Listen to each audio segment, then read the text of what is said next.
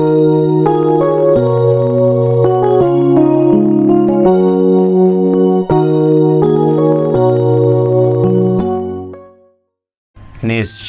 शृणु मे तत्र त्यागे भरतसत्तमा।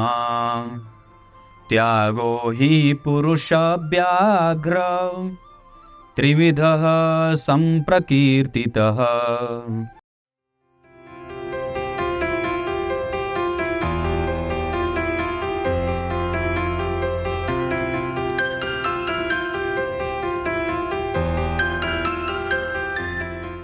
प्रिय दर्शकों नमस्कार, एक बार फिर से उपस्थित हूँ आप सबके सामने बुधवार के कार्यक्रम में।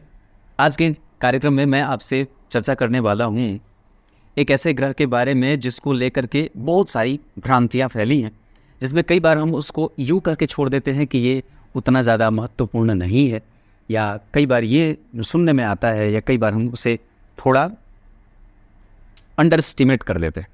पर वस्तुतः हमारे यहाँ आपको एक बड़ी अच्छी बात बताता हूँ, जो मेरे हिसाब से ऐसा मुझे लगता है कि हमारे यहाँ तकलीफ़ को या समस्या जो है या जो परेशानियाँ हैं उसको दो तरीके से देखा जाता है। मतलब दो तरीके की परेशानी हमें और आपको परेशान ज़्यादा करती हैं, और उसमें वो सबसे पहला आर्थिक।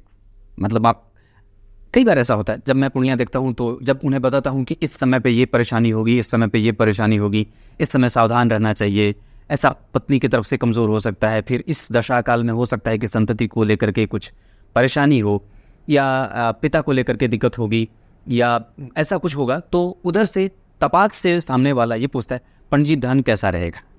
तो मैं फिर ये सोचता हूँ कि इन लोगों को ये बात क्यों समझ में नहीं आती है कि क्या दुनिया का सबसे बड़ा जो धनवान व्यक्ति है उसके पास अगर जो समस्या है तो क्या वो उसका हल पैसे के आधार पर ढूंढ पाया है? नहीं। तात्पर्य ये है कि हमारे पास हम ये सोच करके और मान करके बैठ चुके हैं कि अगर पैसा रहेगा या धन रहेगा तो हमारे जीवन में आने वाली तमाम परेशानियों को हम यूँ निर्मूल कर देंगे या ख़त्म कर देंगे, जबकि ऐसा बिल्कुल भी नहीं है। तो एक परेशानी रही आर्थिक और एक परेशानी रही शारीरिक। एक परेशानी शारीरिक। वस्तुतः आप ज़रा सोच के देखें तो हमारे यहाँ जो चीज़ें चल रही हैं, जैसे जो समाज है हमारा, चाहे वो बड़े लेवल पे हो या छोटे लेवल पे हो, या फिर किसी एक व्यक्ति की ही क्यों ना बात करें, तो वो अगर मन से परेशान है, जब उसका चित्त अपवित्र है या चंचल है या परेशानी में है, तो वो अपनी समस्या किसी को नहीं बताना चाहता है, या फिर वो कई बार वो लोगों को ढूंढेगा कि कोई एक ऐसा उपयुक्त व्यक्ति मिले जिससे मैं अपने मन की बात कहूँ। पर जब वो अगर किसी शारीरिक परेशानी से जूझ रहा है तो उसको किसी को ढूंढने की आवश्यकता नहीं है। जब आपको सामान्य बात है, अगर आपको माथे का दर्द हो रहा है तो आप किसी से भी कहेंगे कि बड़ा सर दर्द कर रहा है, तो वो तपाक से सामने वाला भी बोलेगा ये दवाई खा लो, ये दवाई खा लो, ये कर लो, ये कर लो, ऐसा ठीक है। पर आप जब किसी को कहेंगे कि मेरा दिमाग खराब है तो कहें पगला गए हो क्या? तो ऐसा कुछ होता है। मतलब कहने का है कि हमारे इस समाज में हम मानसिक परेशानी को कई बार दोयम दर्जे की परेशानी मान लेते हैं, और जब वो पूर्णतया हावी न हो जाए और जब तक वो हमारा नुकसान न करने लग जाए तब तक हम मानसिक परेशानी को मानने पे तैयार ही नहीं होते। शुरू करते हैं आज का कार्यक्रम। कहीं नहीं जाना है, बिल्कुल बन के रहना है। आज के कार्यक्रम के आरंभ में मैंने जो श्लोक बोला है उसका अर्थ भी बताऊंगा। अब गीता जी का श्लोक धीरे धीरे खत्म की ओर है, समाप्ति की तरफ है। 18वें अध्याय में प्रवेश हो चुका है। तीसरा श्लोक आज है। देखते हैं आगे क्या पढ़ता हूँ कार्यक्रम के आरंभ में। दिमाग में कुछ भी आएगा तो बताऊंगा आप लोगों को। शुरू करते हैं आज का कार्यक्रम। आइए आपको मैं ऐसे ही ग्रह से आज मिलाता हूँ जिसका नाम केतु है। जब आप नवग्रह मंडल देखेंगे तो नवग्रह मंडल में जो उनकी आकृति होती है वो पताके की जैसी होती है। और आप ज़रा सोच के देखिए कि पताका सिर्फ लहराता है, वो उसके बांस की डंडी में वो लगा होता है और वो वायु की गति की सीमा के हिसाब से अपनी दिशाएं बदलता रहता है। मतलब अगर पूरब की ओर हवा चली तो पताका पूरब की ओर है, पश्चिम की तरफ चली तो पश्चिम की तरफ है, और उत्तर की तरफ चली तो उत्तर की तरफ, दक्षिण की तरफ चली तो पताका दक्षिण की तरफ है। तात्पर्य ये है भगवान कि एक ऐसा ग्रह जो कभी भी इंडिपेंडेंट नहीं है चीज़ों को लेकर के, जैसे वो जिस भाव में बैठा है, वो जिस राशि में बैठा है, वो जिस ग्रह से देखा जा रहा है और वो जिसके संग बैठा है, इन सब से प्रभावित होता हुआ जो परिणाम देता है वही पताका है। मतलब ये है कि अब जैसे अब आप एक बड़ी अच्छी बात बताता हूं। आपने किसी के शरीर में घाव देखा हो, फोड़ा बड़ा सा, भगवान ना करें किसी को हो, पर अगर किसी को बड़ा सा फोड़ा हो जाता है तो क्या होता है, आप फोड़ा देख करके डर जाते हैं, और ये बाप रे कितना बड़ा फोड़ा है, कितना बड़ा घाव है ये। पर उस घाव के अंदर बसा हुआ जो दर्द है वो सिर्फ उसी व्यक्ति को मालूम है जो उस घाव को झेल रहा है, या जिसके शरीर पे वो घाव है। उसका वास्तविक दर्द दो ही व्यक्ति समझ पाए हैं, या तो उसे पैदा करने वाला माता पिता, या तो फिर वो स्वयं व्यक्ति जिसको वो फोड़ा हुआ है। तो फोड़े के अंदर बसा दर्द केतु है, और फोड़ा क्या है, वो राहु है, जो बाहर से दिखा करके ही आपको डरा देता है। कई बार होता है आप लोगों के ऊपर से जब राहु की दशाएं चलती है तो कहते हैं पंडित जी राहु आ रहा है, पता नहीं क्या होने वाला है। पर एक्चुअली राहु तो सिर्फ एक पोजीशन बना करके बैठे हैं, पर मानसिक विक्षिप्तता का जो कारण ग्रह बनता है वो है केतु। ये एकमात्र ऐसा ग्रह जो आपको इमोशनली थ्रेस करता है, आपको सेंटिमेंटल बनाता है, आपको निर्विवादी नहीं रहने देता है, किसी न किसी तरीके के विवाद में डालता है, और उसके बाद आपके माथे का हेडेक बनता है। ये आपके शरीर में ज्वर देता है। पीड़ाएं दिखती नहीं है, सिर्फ महसूस की जाती हैं। जिस तरीके से शरीर का टेम्परेचर बढ़ता है तो दिखता नहीं है, वो सिर्फ और सिर्फ आपको प्रभावित करता है। थर्मामीटर को वो प्रभावित जरूर करता है, उसका टेम्परेचर बढ़ता है तो थर्मामीटर बढ़ जाता है। थर्मामीटर नहीं बोलते ना जिससे बुखार नापा जाता है। उसी तरीके से ये एक ऐसा बुखार है जो दिमाग को लगता है और फिर दिमाग को गर्म करता है। मतलब एक ऐसा ग्रह जो आपके अंतर्मन हृदय को परेशान नहीं करता, वो आपके मन को परेशान कर देता है, जहां आपके निर्णय लेने की क्षमता भी प्रभावित होती है। आप अपने भविष्य को नहीं देख पाते, अपने अनुभवों से आप बाज आ जाते हैं, और कई बार आपको आपके वास्तविक स्वरूप से वो बिल्कुल ही अलग ले जाकर के स्थापित कर देता है। यहां कई बार ये ऐसा ही भ्रम तो नहीं देता, राहु भ्रम देते हैं, केतु भ्रम नहीं देते। वैसे अनुभवों के मामले में नवग्रहों में केतु को सर्वश्रेष्ठ स्थान प्राप्त है। सर्वाधिक अनुभवों के जो प्रणेता हैं वो केतु माने जाते हैं। दूसरे नंबर पे शुक्र को अनुभवों का संग्रहण करते देखा जाता है। इस वजह से जब केतु की दशा चलती है तो छोटा जातक भी, जो जन्म से छोटा है, उसके पास भी बहुत सारे प्रश्न बनने लगते हैं दिमाग में, जिसका उत्तर कई बार वो इस वजह से नहीं प्राप्त कर पाता है क्योंकि उसको बताने की शैली मालूम नहीं है कि मुझे इसको कैसे बताना है, कि मेरे दिमाग में वस्तुतः प्रश्न क्या है। ये केतु आपके दिमाग को इतना ज्यादा डिप्रेस कर देते हैं कि आपके दिमाग में कोई परफॉर्मा बन ही नहीं पाता है, और इसको ठीक करने का आपके पास तब तक कोई साधन नहीं बन पाएगा जब तक आप उस ग्रह के बैठे होने के वास्तविक स्वरूप को नहीं जानते हैं। तात्पर्य मेरा कहने का यह है कि एकमात्र ऐसा ग्रह जो कभी भी अपने ऊपर अपने प्रभावों से किसी को प्रभावित नहीं करता है, क्योंकि वो पताका है। इस वजह से वो कई बार हवाओं से और कई बार झंडे की डंडी से प्रभावित होता है। जहां कई बार अगर जमीन गीली हो तो झंडा गिर जाता है, और कई बार अगर पानी में हो तो डंडा सड़ जाता है। इसका एक कारण और भी है कि कई बार हवाएं जब चारों दिशाओं में घूमने लगती हैं तो मन व्यथित होता है, उसको कोई भी निर्णय नहीं मिल पाता कि मुझे किस ओर जाना है। आप इस उदाहरण को समझ करके केतु को प्रत्यक्षतया समझ सकते हैं कि एक्चुअली केतु कैसे कारण बनते हैं हमारे दिमाग को परेशान करने में। वो आपको इतना सारा वो उसका प्रारूप दिखा देता है कि आपको पता ही नहीं चलता है कि आपको वस्तुतः जाना कहाँ है और किस ओर जाना चाहिए। ये बात मैंने इतनी बताई।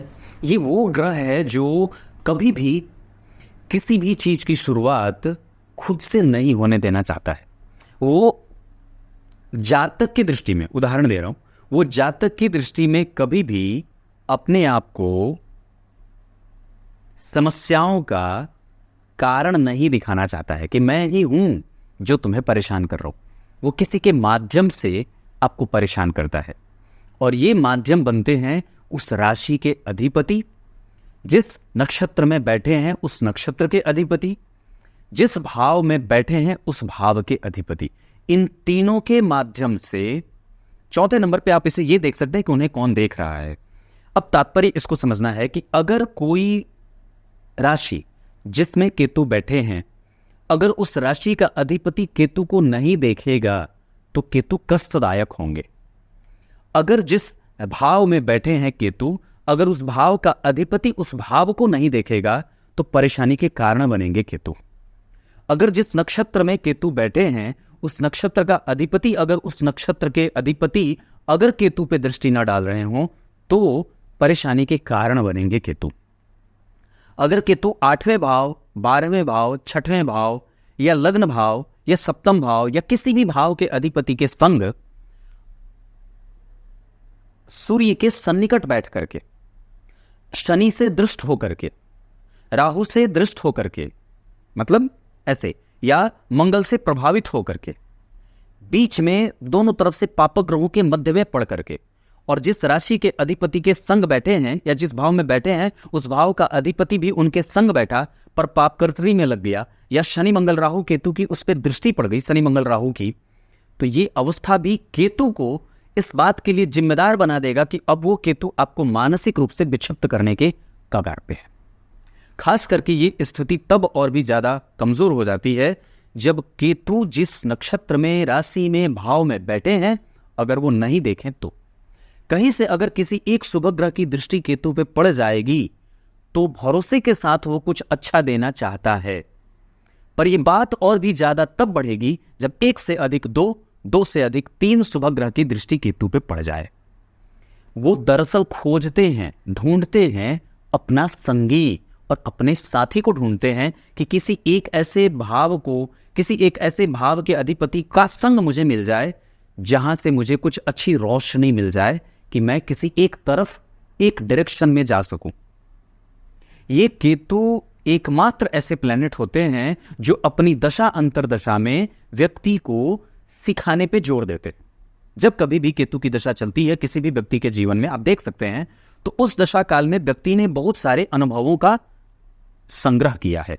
उस दशा काल में व्यक्ति की रिस्पॉन्सिबिलिटी बढ़ती है, पैसे कम होंगे, हो सकता है आपकी पद बढ़ जाए, आपके पद की वृद्धि हो जाए, पर पैसे नहीं बढ़ते, आमदनी उतनी की उतनी रहती, थोड़े बहुत बदलाव में देखी जाती है, उतना नहीं देना चाहते जितना आपने एक्सपेक्ट किया है जीवन से या उस दशा काल में।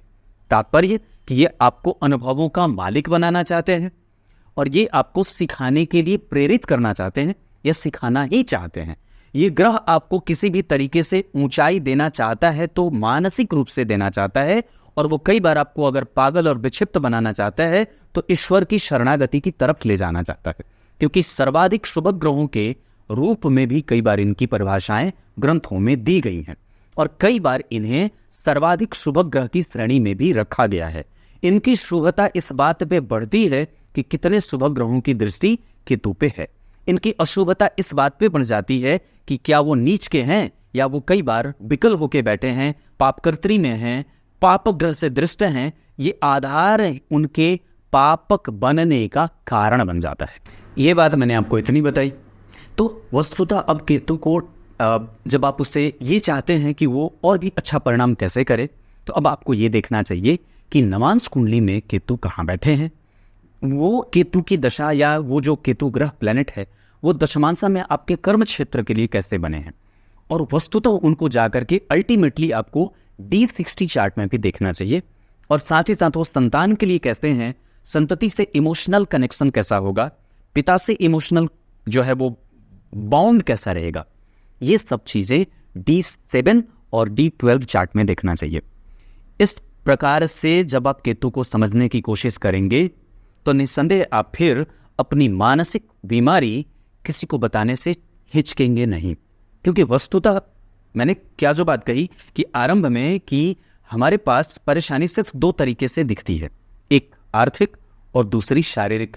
मानसिक परेशानी कई बार हम ना तो किसी को बताने की योग्यता रखते हैं और ना सामने वाला हमारी समझ, हमारे जितना विकसित करके वो हमारी व्यथा को समझता है। वो कई बार चूंकि वो स्वस्थ है, इस कारण से कई बार वो अस्वस्थ व्यक्ति की पहचान नहीं कर पाता है। उस दर्द की जो भावावेश की स्थिति होती है वो उस व्यक्ति को बिल्कुल भी पता नहीं चलेगी जिसने आपको पैदा नहीं किया है, जिसने आपको जन्मा नहीं है। या जो उस दर्द को पहले झेला नहीं है, वो सिर्फ कष्ट को जान रहा है कि हाँ इसमें ऐसा दर्द होता है, पर कितनी ये सिर्फ वही जानता है जो उस घाव को झेल रहा है। ये मानसिक विकारों का कारण भी बनते हैं और ये कई बार आपको अनुभवों का सागर भी बना देते हैं। ये एकमात्र ऐसे ग्रह हैं जो किसी न किसी तरीके से आपको बहुत सारी जमीनें देते हैं। जमीनें मतलब भौतिकवादी वाली बात नहीं है, वो जो जमीन प्लॉट नहीं बोल रहा, वो जमीन देते हैं आपके परिस्थितियों को समझने के लिए, वो जमीन देते हैं आपके अनुभवों को उसमें रखने के लिए, वो जमीन देते हैं आप अपने लोगों को कैसे समझते हैं, लोगों से आपका कनेक्शन कैसा है, इस चीज के लिए, ताकि आप सबको अलग अलग कैटेगराइज करके उनका अनुभव इकट्ठा करें। आपके जीवन में बहुत सारे लोग होते हैं, सामान्यतः मेरे पास मेरी माताजी, मेरे पिताजी, मेरे भाई, मेरे जो साथ काम करते हैं, ये सब हैं, पर सबके अलग अलग भाव हैं।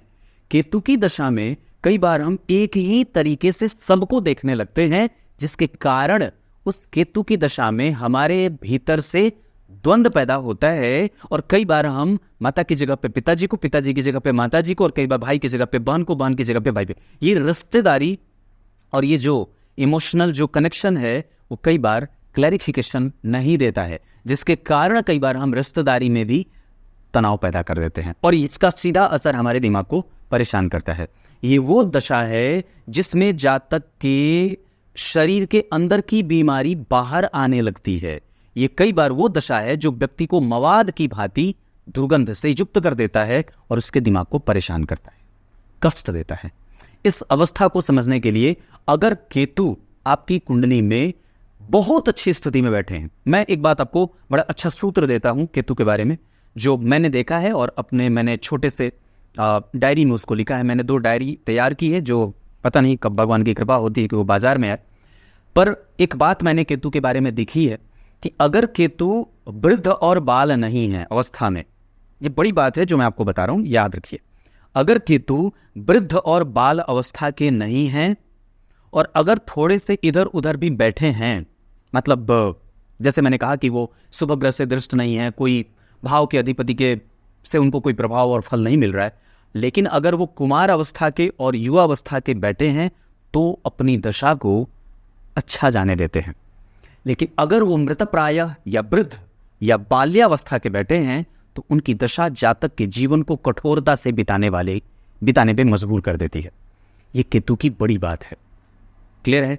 अगर ये धर्म भाव में बैठे हैं तो व्यक्ति को पौराणिक बना देंगे। अगर ये जन्म कुंडली के पंचम भाव में बैठे हैं तो व्यक्ति को सैद्धांतिक बना देते हैं। अगर जन्म कुंडली के लग्न में बैठे हैं तो व्यक्ति को अनुभवी बना देते हैं। अगर जन्म कुंडली के दशम स्थान में बैठे हैं तो काम के लिए बिलबिला देते हैं। अगर जन्म कुंडली के चतुर्थ स्थान में बैठे हैं तो माता को कष्ट देते हैं। रोग और कोई ना कोई दवाई चलती रहे। माता जी से जब पूछोगे तो क्या हुआ, तो ये हुआ, जब पूछो तो ये हुआ, तो ये हुआ, हमेशा दवाइयां चलती रहती हैं। जन्म कुंडली के दूसरे भाव में बैठेंगे तो मन को विकल और जहां फोर्सफुली दिमाग को लगना चाहिए वहां न लगा करके आपकी योग्यता और क्षमता पे प्रश्न चिन्ह लगा देते हैं। ये केतु अगर एकादशवें भाव में बैठेंगे तो आपको कई बार रिस्क लेने से डराते हैं और कई बार व्यक्ति चाह करके भी बहुत बड़ा खेल नहीं खेल पाता है। कई बार वो इमोशनली चीजों से बंध जाता है जिसके कारण उसकी लाभ की स्थिति बाधित होती है। अगर वही केतु अष्टम में बैठ जाए तो आपको डिस्ट्रैक्ट करके भगवान की तरफ लेके जाएंगे, या उसे आप अपने हिसाब से आप उसे डिस्ट्रैक्शन समझे या फिर उसका प्रबल आकर्षण समझे। तो कई बार ये योग्यता इस बात पर निर्भर करने लगती है कि वो केतु बैठे कहाँ हैं। 12 में बैठेंगे तो मोक्ष की तरफ लेके जाएंगे, अष्टम में बैठेंगे तो भगवान की भक्ति में लेके जाएंगे, छठवें में बैठेंगे तो मानसिक रूप से तो परेशान करते ही हैं, साथ ही साथ शारीरिक व्याधियां भी दे देते हैं। तो अगर इनमें नहीं बैठे हों जहां जहां मैंने बात कही है, पर अगर भाव के अधिपति और शुभ ग्रह से दृष्ट हैं तो ये निगेटिव नहीं होंगे, तो ये फिर पॉजिटिव होंगे और फिर आपको बहुत सारी चीजें देने वाले बनते हैं। पर फिर भी ये आपको धन थोड़ा कम देते हैं, अनुभव ज्यादा देते हैं। अब आइए गीता जी के श्लोक का अर्थ बता देता हूं। गीता जी के 18वें अध्याय के 4थे श्लोक में भगवान ने अर्जुन को त्याग और संन्यास, इन दोनों में से सबसे पहले त्याग को बताया है, जो 3 तरह का होता है। अब ये कब बताएंगे कि 3 कौन कौन से हैं, तो कल। तब तक के लिए बहुत बहुत नमस्कार।